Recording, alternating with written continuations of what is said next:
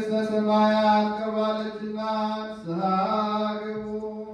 የሕያው እግዚአብሔር ልጅ የጌታችንና የመድኃኒታችን የኢየሱስ ክርስቶስ ሐዋርያና ደቀ መዝሙር ከሚሆን ከሐዋርያው ከማቴዎስ ወንጌል የተገኘ ከማቴዎስ የተገኘ ቃል። አቤቱ አምላካችን ይህን ቃል ባርክ፣ ላንተ ክብር ምስጋና ይገባልና። የማቴዎስ ወንጌል ምዕራፍ 10 ቁጥር 16 እነሆ እኔ እንደ በጎች በተኩላዎች መካከል እልካችኋለሁ። ስለዚህ እንደ እባብ ልባሞች፣ እንደ ርግብ የዋሆች ሁኑ። ነገር ግን ወደ ሸንጎ አሳልፈው ይሰጧችኋል፣ በምኵራቦቻችሁም ይገርፏችኋልና ከሰዎች ተጠበቁ።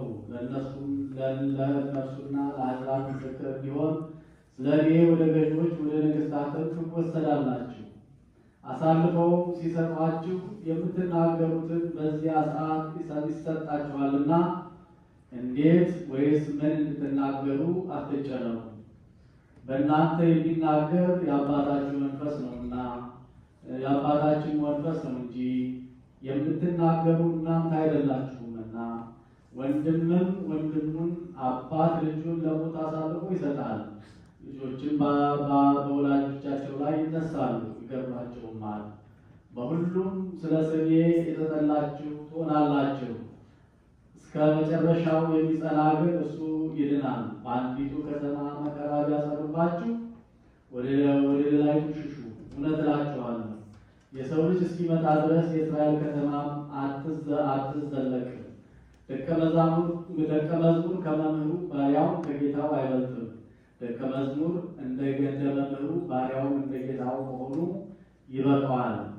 ባለቤቱን በቤልዜቡል ካሉት ቤተሰቦቹንማ እንዴት አብዝተው አይሏቸው። እንግዲህ አትፍሯቸው። የማይገለጥ የተከደነ የማይታወቅም የተሰወረ ምንም የለምና። በጨለማ የነገርኳችሁን በብርሃን ተናገሩ። በጆሮም የምትሰሙትን በሰገነት ላይ ስበኩ። ሥጋንን የሚገድሉትን ነፍስን ግን መግደል የማይቻላቸውን አትፍሩ። ይልቅስ ነፍስንም ሥጋንም በገሃነም ሊያጠፋ የሚቻለውን እርሱን ፍሩ። 2 ድንቢጦች በ5 ሳንቲም ይሸጡ የለምን? ከእነርሱም አንዲቱ ያለ አባታችሁ ፈቃድ በምድር ላይ አትወድቅም። የእናንተስ የራሳችሁ ጠጉር ሁሉ እንኳ ተቆጥሯል። እንግዲህ አትፍሩ፣ ከብዙ ድንቢጦች እናንተ ትበልጣላችሁ። ስለዚህ በሰው ፊት ለሚመሰክርልኝ ሁሉ እኔ ደግሞ በሰማያት ባለው አባቴ ፊት እመሰክርለታለሁ። በሰው ፊት የሚክደኝን ሁሉ እኔ ደግሞ በሰማያት ባለው አባቴ ፊት እክደዋለሁ።